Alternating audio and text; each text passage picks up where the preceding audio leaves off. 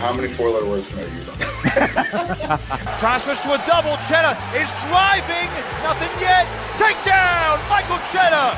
Oh, Nick, I'm a top guy, so I love top wrestling. Hale trying to stick him. He does. Maximus Hale the fall. So I think that wrestling is the greatest sport on earth.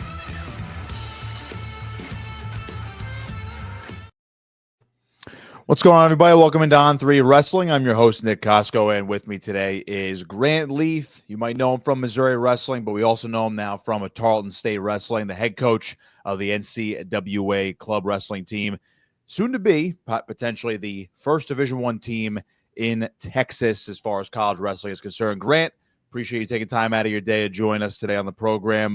Let's just start right there. Another successful season for you guys at Tarleton State. I would say it's no secret now for what you guys are trying to do, trying to become an NCAA program, join a conference, become a Division I program officially. But where does everything stand right now as far as the offseason is concerned, coming off another successful campaign? As far as the ultimate goal or just as a team in general? Wherever you guys stand right now, however you want to describe it to us. Absolutely. Right now, we're just in off-season training, doing a little bit of freestyle, preparing our U20 and U23 guys to go compete at the U.S. Open in Vegas. And then specifically, my 141-pounder, Zach Spallin, is competing for the 65-kilo world team spot. I believe it's all but wrapped up for him. We just have one more tournament next week in Mexico, so getting him prepared for that. And then, chipping away at that ultimate goal of transition over.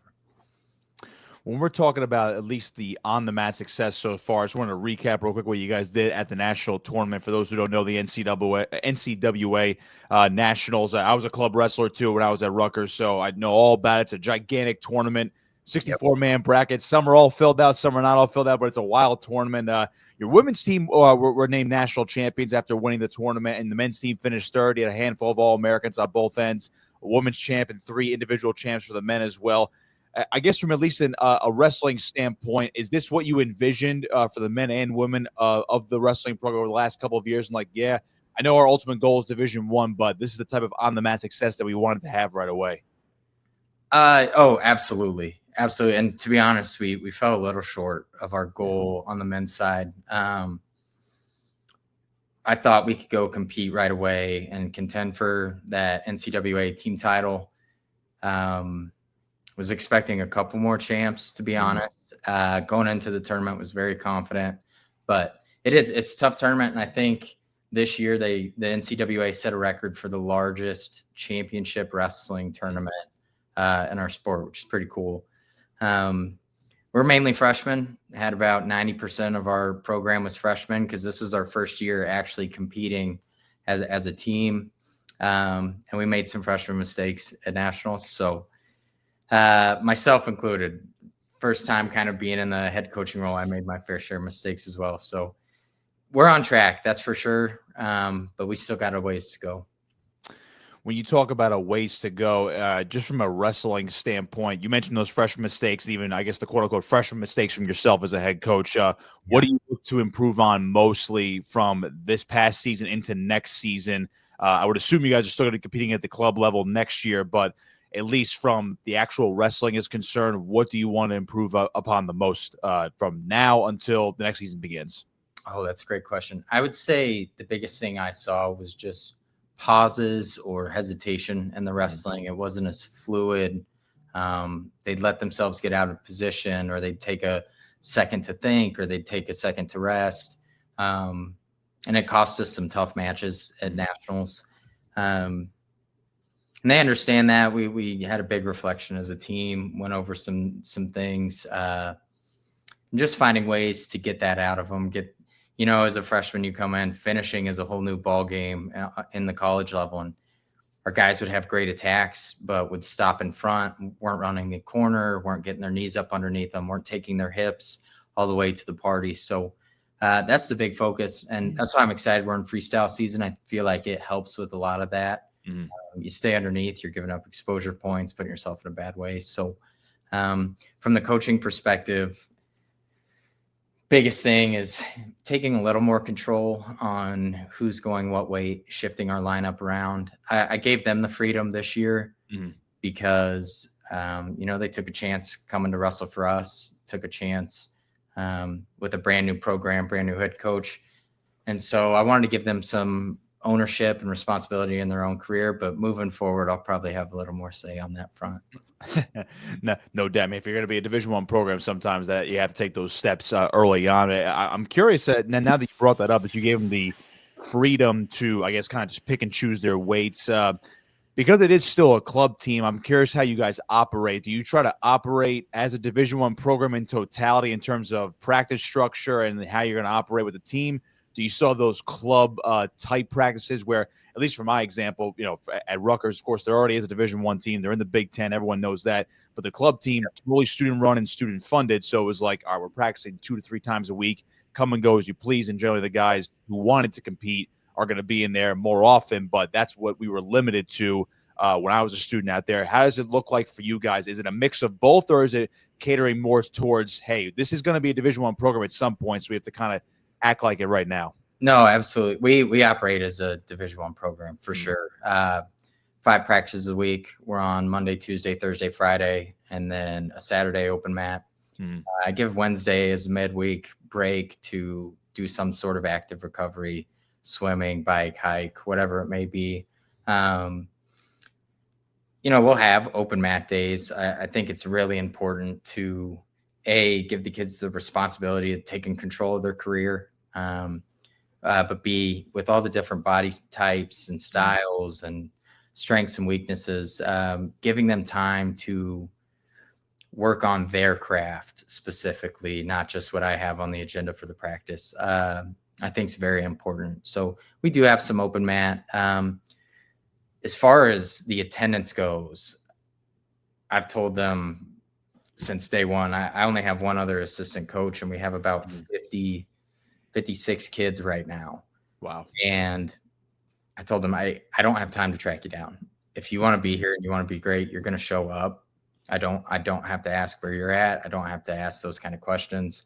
And if you're not here, you're not going to hear from me. It's simple as that. So because we're a club, there's still, I love our kids. Most of them are on top of it. I actually really don't have any issues giving them the freedom to choose. Most of them do choose correctly. But yeah, a little bit like a club in that aspect, but for the most part, very, very much like a Division I program. And because the roster, as you mentioned, is approaching 60 kids, and I'm unsure what that's going to look like when you guys eventually do go D1, whether that's, a rev share type thing with whatever conference you join, or if there's a roster cap. I know that there's a lot of factors in the future with that, but because the roster is so big, and I know you're recruiting those Division I caliber kids, and you're trying to up the competition in the room. Is there still freedom for the student who, hey, maybe he wrestled in high school, was very average, but wants to keep wrestling in college, and because this is a club, are those types of kids still on the team, whether they're men or women? And maybe they're not going to crack the lineup, but maybe they are still practice partners, or they get chances at open tournaments. Are there still wrestlers like that for your team right now? Yeah, absolutely. And there always will be. I'm a big fan of the NCWA. I didn't really know about it prior to this role, but since being in it, I want to be an advocate and massive voice for them as much as I can. Even when we do transition, we will maintain that NCWA team because, it's been a funny conversation going into recruiting because for the most part, I'm not guaranteeing the Division I thing in any sort of timeline because I don't quite know. There's some conversation about potentially not this coming season, but the next season. So I'm hesitant to guarantee anything timeline wise, but when it comes to making the Division I roster, we did opt into revenue sharing. So I will be capped at 30, and everybody that's come on board understands that you kind of got to earn your way onto that team. Even if you came in as the club kid, there's opportunity there, but it's going to be tough. And they understand that. And I would never punish them, for not being quite that caliber. Like I said, I still want to have our NCWA team. When we do make that jump, we'll hire somebody specifically for that role. Mhm. I'll always be somebody to help and facilitate that program as well. So I got off on a tangent. I can't even remember the original question. No, you pretty much answered it for the most part. When it came to like a potential roster cap in the future, where Yeah. it's going to be a Division I team, whether it's the following season or it's about 3 years from now, but the club kids are still going to be around, have their chance to earn their way onto the team, or as you mentioned, if they don't earn their way onto the Division I roster, they can have their opportunity with the club team, considering the type of resources that you guys have at the school. So yeah, you did answer the question. So I wanted to kind of rewind a little bit, because this is a big undertaking for you and for I guess anybody in general that want to do something similar. Why this opportunity? I mean, you were coaching over at Stanford. For people who don't know, your coaching career was over at Stanford most recently, and then following a good career at Missouri as a wrestler. Why this challenge, and what really attracted you to this part of the country where it's like, hey, Texas untapped market, let me try to build a program here? What made you say, all right, I need to undertake this type of challenge and maybe build something great here? Oh, that's a great question. And honestly, there's a few layers to it. The first one is, I love the sport so much. Anything I can do to give back to it and help it grow, I want to do. Having the opportunity to be the first Division I wrestling program in Texas history sounded really cool. I knew it would be extremely challenging, but I thought with the amount of money in Texas, the amount of great talent that's left the state of Texas, the amount that wrestling is growing in the state specifically, that it was a really, really great opportunity. And then having Tarleton on board, up front, there was a conversation about it. I knew what I was stepping into. I had a specific goal I needed to meet fundraising wise, and within building a team, getting a wrestling facility. So knew those things coming in. The other big one was the way things shook out at Stanford. I was there under Rob Koll after they had cut the program. We came back in with that new staff. First 3 years had 3 top 5 recruiting classes back to back to back. So it's really getting a really good thing going there. And then, as it goes, Rob ended up going to his alma mater, UNC. So I was super happy for him, but I ended up getting let go by the new coaching staff, which as it goes, it's very standard. It's pretty revolving door with assistants. Guys want to bring their guys in. So I totally understood it. I think Chris is amazing. Love what he's doing with the program. But it did make me realize, I don't have the best accolades for my wrestling career. And to get to that head coaching position, it was probably going to take something like this. And so it just happened kind of right time and place. I got an opportunity, and I wanted to run with it. Did you reach out to Tarleton State? I mean, again, it was a club team, so I'm not sure of their history as a club team, whether they were a club for a long time or a short period of time. Did you reach out to them? Did they reach out to you with this opportunity? How'd you come in contact initially with the school? So we actually did not have a club team at the time. No wrestlers, no team. Prior to me being involved at all, we had a foundation called the Texas Collegiate Wrestling Foundation. It's a board of former Texas wrestlers and businessmen that have a great network here. They've been advocates for wrestling. Jim Junta, who started the NCWA, is actually on that board. And they had been fundraising and hosting events, trying to find a school that would hear out launching a Division I program. And Tarleton State was the school that approached them and wanted to be involved. It was kind of the perfect storm. They were transitioning from Division II to Division I athletics in 2020. And so 2024, this past year was our very first year of Division I athletics. And with that, they wanted to grow the athletic department. They're trying to grow the school and the enrollment to 30,000 by 2030. So they approached the board. The board started doing a coaching search. And I had just met Jim Junta in July. So the timeline they were starting this search was, I believe, around September, October. Mm-hmm. I had just met Jim at the National Wrestling Coaches Association conference in Florida in July, and he called Rob and asked for his opinion, who he thought would be a great fit for this. And Rob threw my name out there, and they contacted me, and rest is history. I like hearing that. And again, kind of, as you mentioned, the perfect storm to come all together.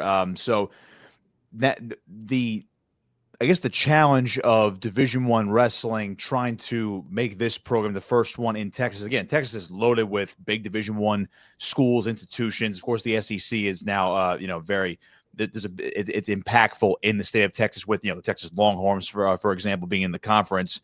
Yeah. Was Division I always on your mind when you took the job? I guess because of Tarleton State's ambitions to become Division I across the board, and they add a club wrestling program. Was that always their long-term plan, or it's like, hey, here's an opportunity. We have great resources. We can give you a lot of great resources as well. Division I is our ultimate goal. Was that already broached to you when you took the job, or was that something like, okay, I think this is possible once we get this thing established? No, that was the goal from the beginning. Mm-hmm. Yep.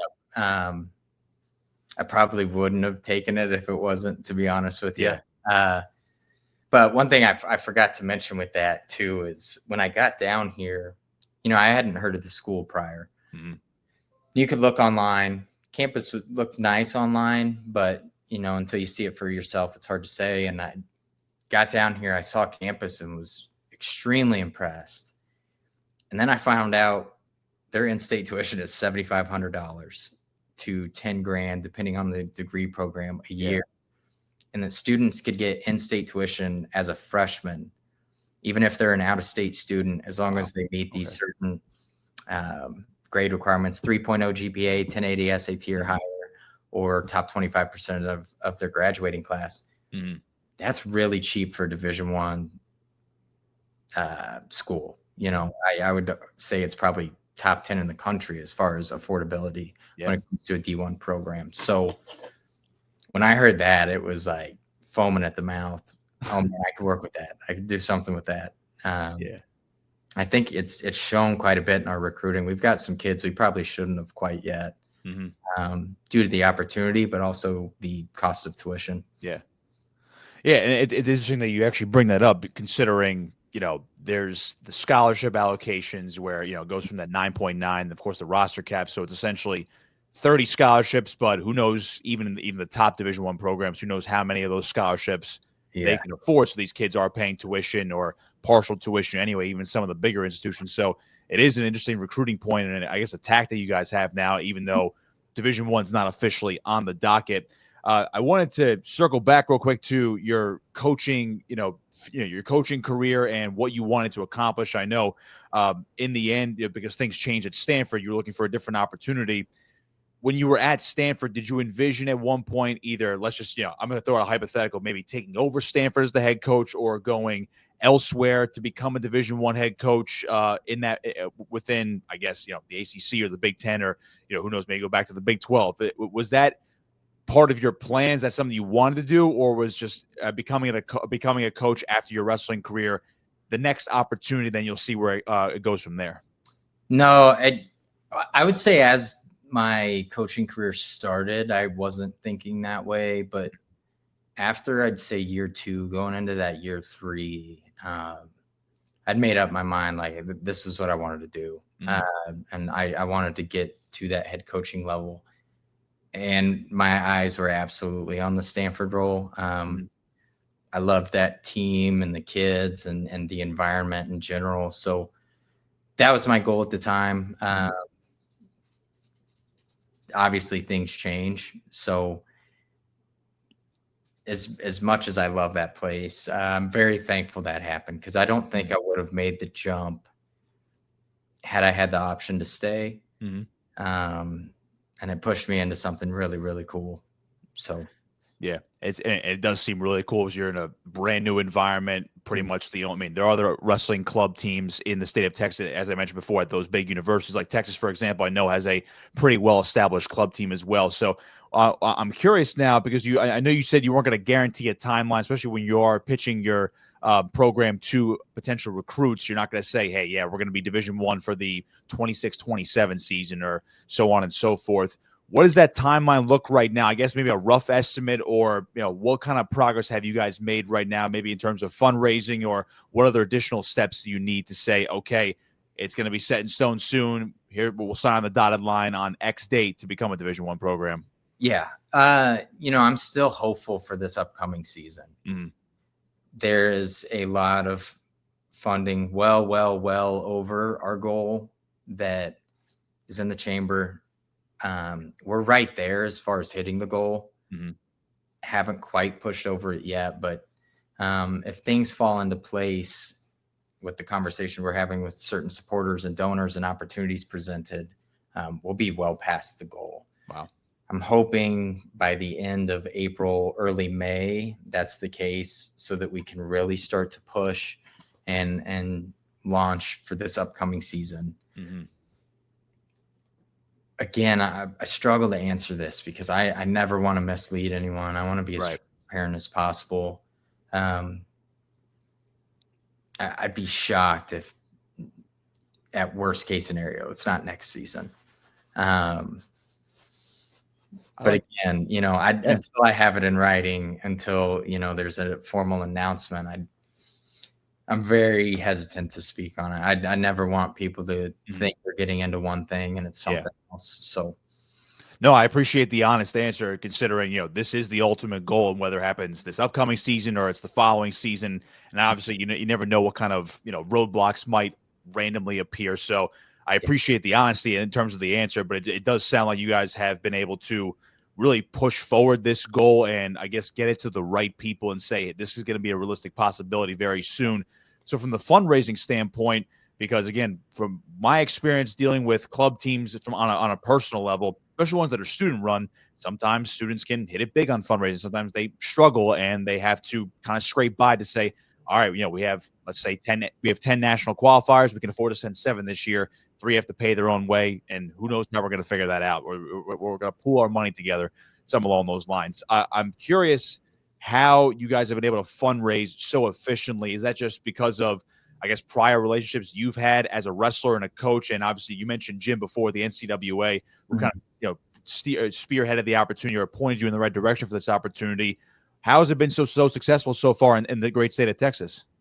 Honestly, all the above. Mm-hmm.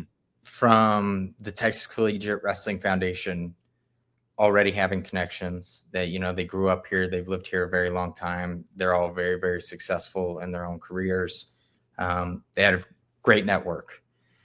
So I started with a pretty solid foundation on that sense. And then I get our kids involved a lot. I think it's a really good skill to learn how to ask for money, to make cold calls, and to get them involved in the process, make them proud and feel like they, beyond the mat, they're contributing to what we're doing.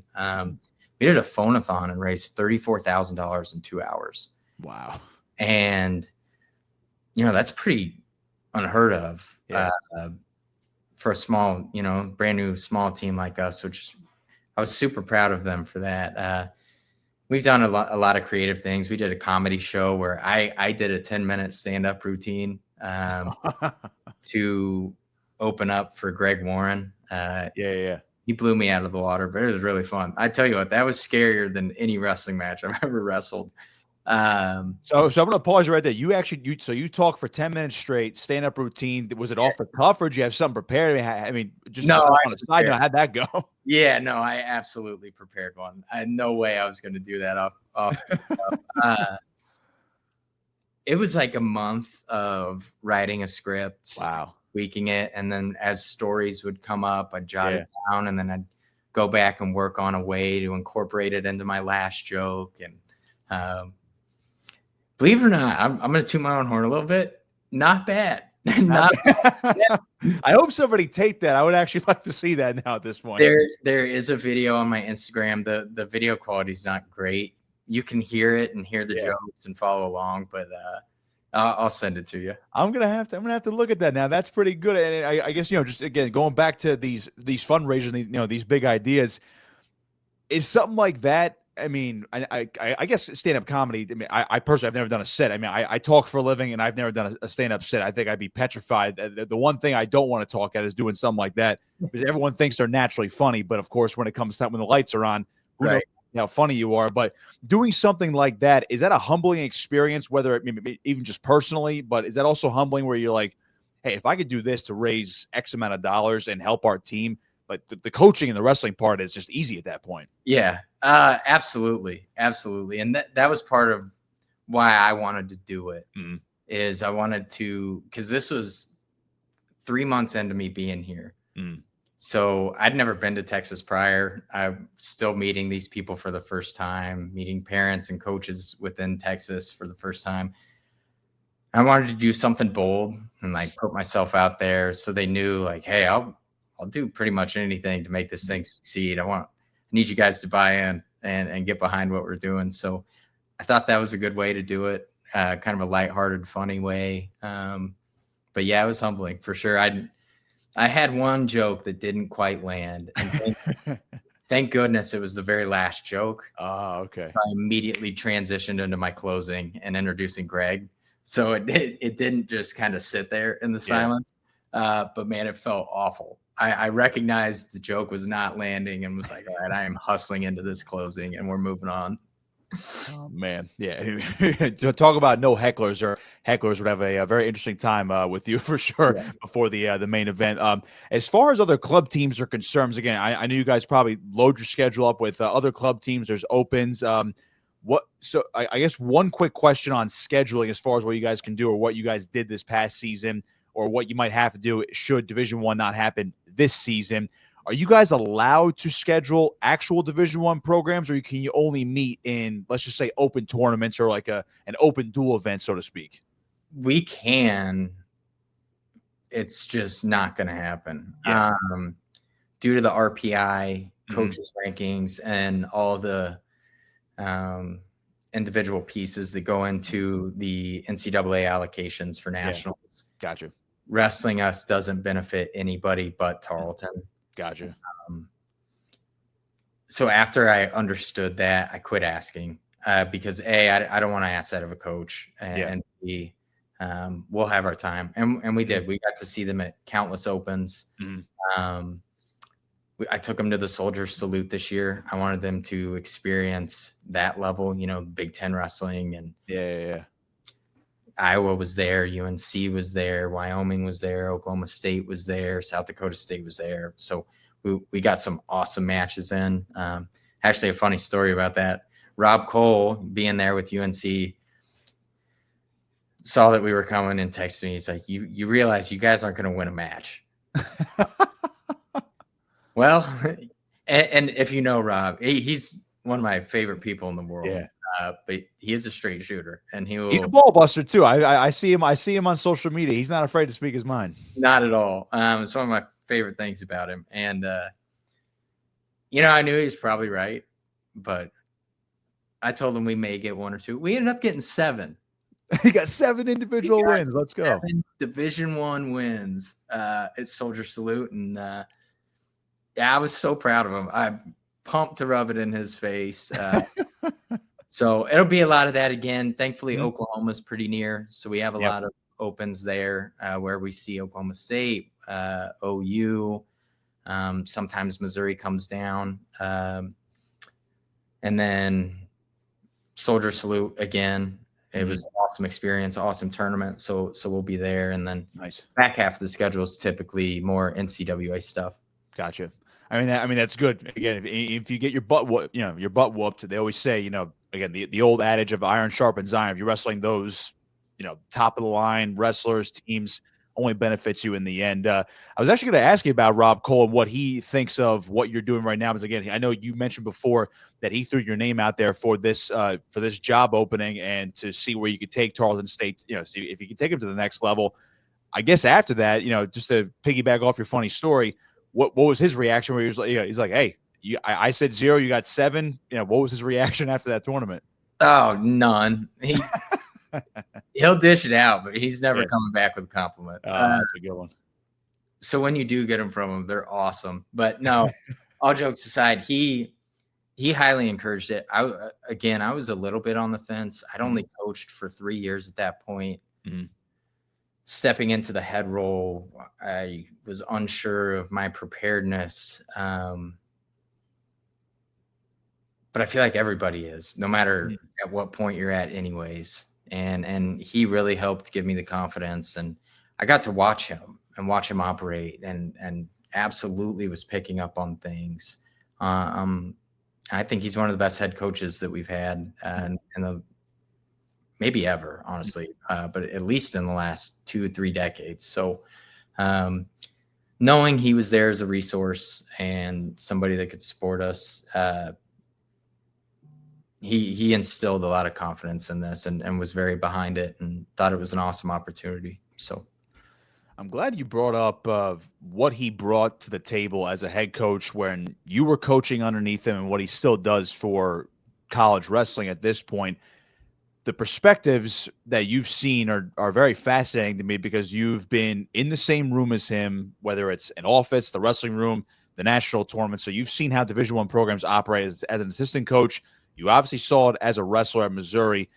Dealing with all these club coaches where they come from, not the Division I coaches don't, but they come from all walks of life. Like with Division I, you can expect, all right, he's got X, Y, and Z accolades. Some of these club coaches that I've run into, at least in the Northeast, some of them have a lot of accolades from maybe smaller Division II or Division III schools when they were wrestlers or coaches of a different program. Maybe they had their own club career back in the day. If they're young. What have your experiences been like learning from the Division I level compared to, are you learning stuff from your peers in the NCWA, whether it's other Texas schools, other coaches that you've talked to at these conventions or the tournaments? What have you learned over the last few years compared to, all right, here's what I learned at Stanford, but now here's my other perspective from the NCWA coaches? That's a good question. So, I mean, even just during my wrestling career, I learned a lot from Brian Smith through Tiger Style and just the way he is as a man and as a coach. I'd say the primary thing was how powerful an identity can be for not just the individuals, but the team as a whole. The amount of buy-in to Tiger Style when you're a part of it is crazy. It's really, really cool. And say that was the biggest thing I took from Brian. And then with Rob, he has a very holistic approach. He is not as transactional as he comes across. He is not that way with the kids at all. He is making sure every single person on the team is getting internships, job opportunities, whether you're a starter or not. And a good example, one of our 125 pounders that I won't name him by name, but one of the smartest kids I've ever met in my life. Typically wasn't our starter. He got a few dual starts, but for the most part was one of the backups. But he wanted to be good at wrestling so bad. Every Saturday he would go in with Rob Koll for at least an hour and have an individual practice. And so taking that approach and how important it is to invest in these kids off the mat as well was really big. And then the last one was just being transparent and genuine. He does not sugarcoat things. You know exactly what you're getting with Rob Koll. I think for a lot of people it's endearing because you don't see it a lot. You see a sales hat on a lot of coaches and a lot of individuals in general, and Rob isn't that way. As far as the club coaches are concerned, I'm curious what you've learned from them or what your conversations have been like with them, because I've seen a mix of, guys who have been in the game for 20 years or 15, 20 years, and other ones that are, I was a student at said club at said school, and now I'm the head coach. And, I didn't think there'd be – some of these guys are just like, I didn't think this would be a paid position. Now they're getting a stipend for this, and now they're taking over as a head coach of a student-run club. What have your conversations been like with guys like that, ranging from, hey, I just graduated to I've been coaching this team for 10 years? Absolutely. Unfortunately, I primarily have only got to really, really know the Texas club coaches. Trying to remember, I think prior to nationals, they were really the only ones we saw. Mm. So I haven't got to know them as well as I'd like to. But I know the few that I have talked to, I'd say the biggest things I've taken from them is how to work with the kids that don't necessarily want to be there, and what kind of things they're doing to drive their involvement. Yeah. For me, it's a lot easier. I'm recruiting. This is a very much full-time job. Yeah. I'm getting kids that want to do this.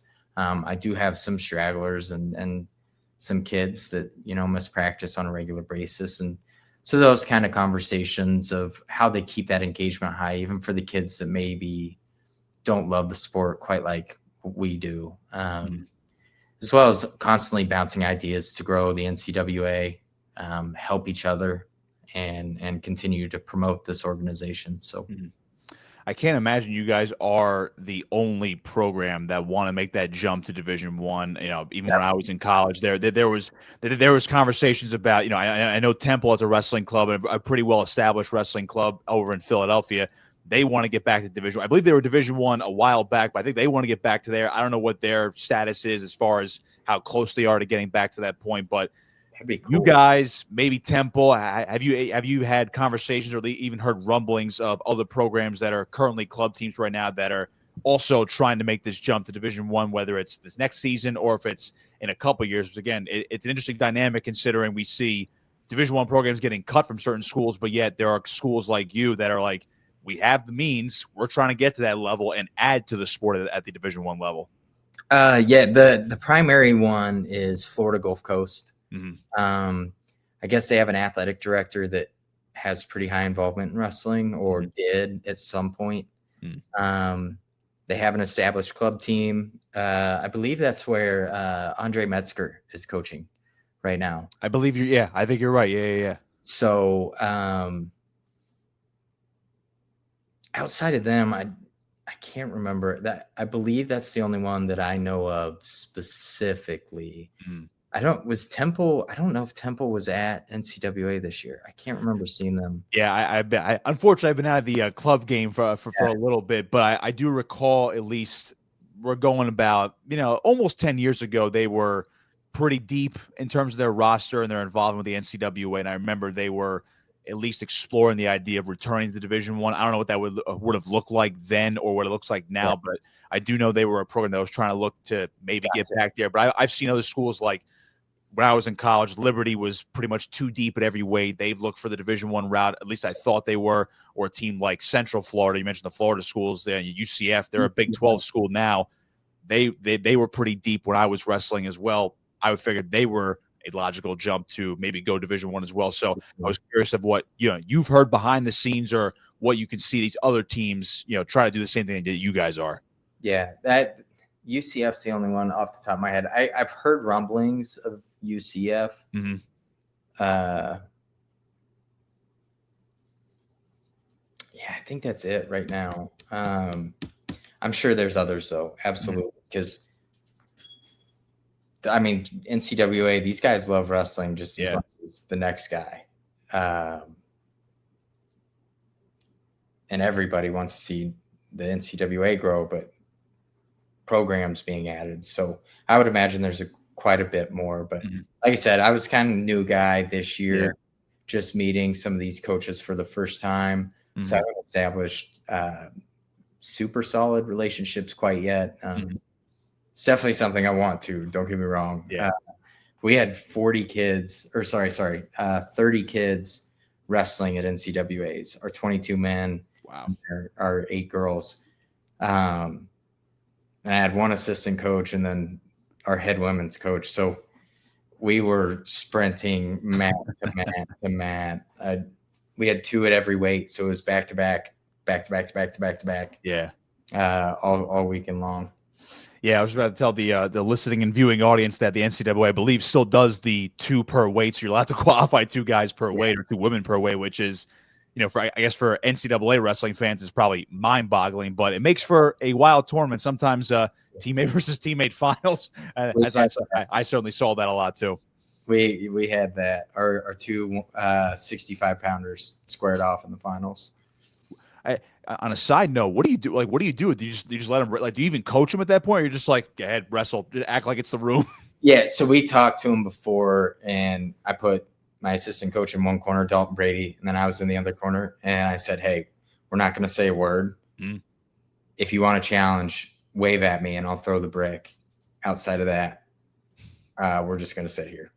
That's a very interesting dynamic. I like that. And probably the only way you could do it. And but again, does make for some interesting national finals on the big stage. Couple more for you, Grant. Again, I appreciate your time joining me today. I'm curious now about Texas in general. As far as the recruiting is concerned, I feel like Texas has been very untapped in wrestling. I know people, they'll say, Bo Nichols, the first example at this point over the last, I guess, decade, give or take, that, that was the big prospect. He goes to Penn State.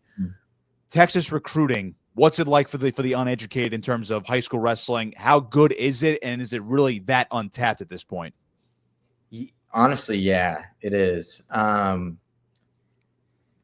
It's solid. There is a lot of room for growth for sure. But even just from my first state tournament to this next year, I feel like I saw a significant jump in the level of wrestling. There's some amazing coaches down here that wrestle at Division I level, or All-Americans, world team members. Jason Nolf just moved to Austin. Yeah. Jack Mueller's here. Andy Rovat. I'm going to leave out some people on accident, but there's a ton of amazing, incredible coaches down here. And I think the level is going to continue to rise, but it is an untapped market. The only Division I school that I have seen in Texas at the state tournament was Little Rock. I could promise you there's a lot more than just one or two kids that are that level of wrestler within the state. But, for us, it's great if I'm the only one with eyes on them and nobody's really paying attention. I know when I was at Stanford, I didn't scroll through Texas results. Yeah. But now being here, it's like, okay, hang on. There's some really, really good kids. Our Fargo participation isn't great, so they don't get that national exposure either. So that hasn't helped, and we're working on fixing that. We want to get our best kids and represent Texas in the best possible way at Fargo and duels and things this year. But it's very untapped, and I've gotten some absolute diamonds in the rough. Allen is an amazing program. Of course, where Bo Nickel was at, and Coach Best and his assistant coach was actually my practice partner at Mizzou, Alan Hart. So they always have studs. And we snuck a couple of them that definitely are Division I level caliber and just flew under the radar. I like hearing that. Big question for you in a state comparison: Texas or Missouri barbecue? I've had both. I don't know how to weigh it though. I've only been a traveler. I've never been a resident of either. Yeah. So I'll leave that answer to you. Well, unfortunately, I guess I haven't had the best spot yet in Texas. I've had the best in Missouri. Yeah. So it's a little bit of an unfair comparison based on what I've had. Apparently Terry Black's is that's good. a big one. Yeah. I've heard that. Haven't had it yet. It's different. I feel like the Texas barbecue I've had is a more drier, smokier, not smokier. Missouri's like a very sweet heat, sloppy mess. So I'm going with Missouri for sure. Missouri right now with an asterisk. We'll wait till you try Terry Black's to make it an official answer. I like that. We had a recruit from California in this week, and that's why I was a couple minutes late. I apologize. That's all right. We took him to the local barbecue spot in Stephenville, and I got their smoked sirloin sandwich, and I was blown away. It definitely made me think about that question a little harder than the past. I like that. Hopefully you land the California kid just based off the barbecue, and then you'll say, "Oh yeah, there's a good wrestling program on top of that as well." Just two more for you. I'm curious about. Forgive me if I butcher the pronunciation. Is it Heilung Technology Footwear? Is that one of your companies? Yeah, Heilung. Heilung. Okay, so tell me a little bit about that. I mean, I was scrolling through your Instagram and I saw that and I was like, I can use a new pair. I can use a new pair of shoes at some point. Tell me a little bit about that. So when I was at I've always been a big sneakerhead. Yeah. They're all right there. I'd show you. It's embarrassing. Got into it when I was young and got into the reselling thing so I could fund trips to Fargo and all that stuff, and then just stuck with it. When I was at Stanford, I had this idea for a active recovery dress shoe because I saw these tech guys wearing suits and ties and slacks, and then they'd be wearing those On or Hoka running shoes. I thought it looked so tacky. I was like, you know what? I'm going to make a dress shoe with a running shoe sole and put some additional technology into it that makes it actually beneficial to wear. I get talking about this idea with one of my wrestlers to pick his brain. You know, I'm coaching some of the smartest guys in the country. So I wanted to ask him about it. And he goes, dude, my dad's in shoe manufacturing. Of course he is. What? Are you serious? And he's like, yeah, I love that idea. Like, let's talk to him. And this was about 3 years ago now. So we started designing, worked with one of the sports medicine doctors at Stanford to help us shape the outsole so that it was ergonomic. We did a wide toe box compared to most dress shoes. So there's more space for that toe separation. That's become a big thing. And then we took copper threading. Hopefully it won't blur. Can you see the quilted pattern? Yeah. So we took copper threading to help promote blood flow and temperature regulation so you don't have foot fatigue throughout the day. And then we have a really cool insole with boost technology. So it's oh, wow. Okay. I like that. Cool. And it's textured and modulated. So it's a little bit like pressure point massage therapy as you're walking. I promise you, obviously it's my brand. So I have to say positive things.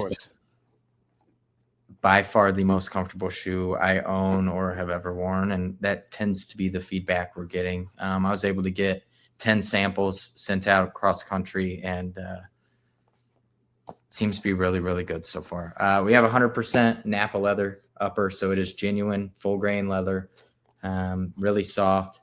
And then our outsole is a brand new foam technology called TTE. That's extremely giving and cushioning. So I like that. And folks, this is not a paid advertisement. I was just very curious about that. I might have to buy myself a pair anyway. I do have to put on a suit once in a while. I don't do everything from my remote studio, so I might actually have to invest in a pair. Grant, I'll leave you with this one because I know the NCWA is at least as far as how these teams operate, whether they're funded like your team is or they're student run. Duels and just getting matches is a big thing. So that leads me into my bigger picture question, which I do ask every guest. You were a part of it because you wrestled at the highest level that there is to do in this country at the NCAA Division I level. A dual meet championship for the NCAA Division I to determine your team national champion. I say before NCAA, before the individual tournament, but are you on board with a dual meet championship, and should college wrestling add that to the schedule? Oh, without a doubt. Without a doubt. I think it's outside of the NCAA championship, duels are so exciting and can be so fun if presented the right way. I think when you have a championship on the line and there is incentives, I think the way they're approaching it is incredible. There's a big payout. Who wouldn't want to go support and watch their team try to win that money for the program? So I absolutely love what they're doing. I love that it's kind of on their own initiative to do it. And I am such an advocate and supporter. I loved watching the national duels. Yeah. Back when they had them, I think Missouri, maybe won the last one, beating Iowa in the finals. That famous video of Thomas Gilman jumping backwards and slamming Alan Waters. Yeah. Oh, yeah. It's coming back to me now. Yeah. And they hit Alan Waters for it, which is crazy. That's what happens when you wrestle there, huh? I guess so. Oh, absolutely. Such a big fan. We'll go and watch it without a doubt. Our team will be there to watch it until we're able to wrestle in it. So I love it. I think it's awesome. It's a step in the right direction, at least in my mind, until you can actually make it, I don't know if you're familiar with how New Jersey does it, but they do the high school, they do the whole dual meet schedule. They sprinkle in the midseason tournaments as well, but they have the team postseason, sectionals, and then the state tournament for the group, by enrollment. But you have your team state championships, and then it's 3 straight weeks, individual postseason, boom, done. Wrestling season's over. So I think that's the way to do it. I don't know if the NCAA will do it one day, but I'm glad to have another person on board for a dual meet championship. So I'll take that as a win once again. Grant Leeth with me here on On3 Wrestling. Grant, really appreciate your time, my man. I'm going to be rooting for Tarleton State. Hopefully you guys are Division I this year. If not, hopefully it's next year as well. Be sure to, just keep spreading the word. I'll be sure to do the same, as I think Texas is another big untapped market for college wrestling, as is a state like Florida. But I'm really eager to see what you guys do this next year, whether it's for the NCWA or if you're in the Big 12 or Mountain West or Pac-12, whatever the case may be, in Division I this coming season. Yeah, absolutely. I appreciate that a ton. Grant Leeth again with me here on On3 Wrestling. Be sure to follow them. Actually, plug social media real quick. I want to make sure people follow you guys on Instagram, Twitter, whatever the case may be, for your program and your social media as well. So bad. Tarleton.wrestling is our social media. Our website is tsuwrestling.org. That's where you can find everything. Our donation page, roster, coaches information, newsletters. The shoe page is, hang on, let me confirm that. Yeah, Heilung Shoes, Heilung Shoes. And then mine's irrelevant. You don't need mine. We'll link it all. Be sure to like and subscribe to this video. Of course, follow everything on social media. It's On3 Wrestling. We'll see you next time.